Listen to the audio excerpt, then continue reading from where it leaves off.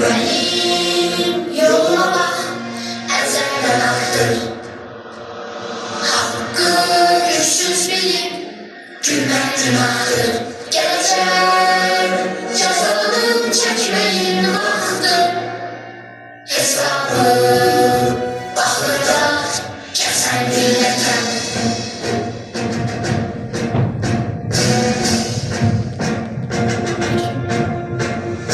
Düşme kabakla çapurdaşları. Seslesem dikelere dağ kardeşleri.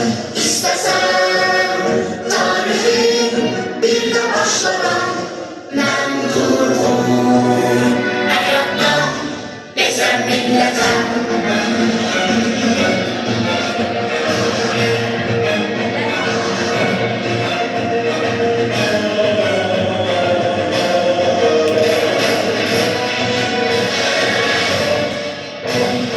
Çekil ortağımdan ey yalı düşman. Ben şeytanın ümidini üzen milletten. Dünyanın üstüme kaldırdın yeter. Dünyanın derdine özen millete. Çekil ortağımdan ey yalı düşman. Ben şeytanın ümidini üzen milletten. Dünyanın üstüme kaldırdın yeter. Dünyanın derdine özen millete. Bu dünyanın derdine özen millete.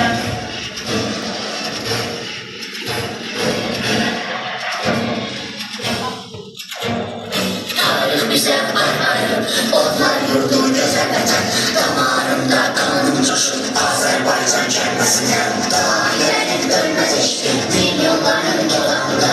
Biz yetkili geleceğe, istiklalın sorağında. Yağı düşman tarih boyu tuğan kuruptur milletine. Atıptır göz, ciddi köyden gelen kudretler. Birbirlerden yanan ocak, her rüzgara sönen değil. Azatlığa gönül veren, bu sevdadan dönen değil.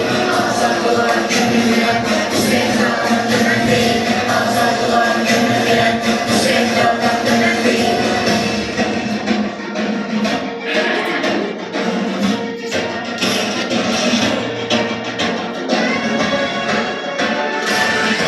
Babaların yiğit ruhu yenildi.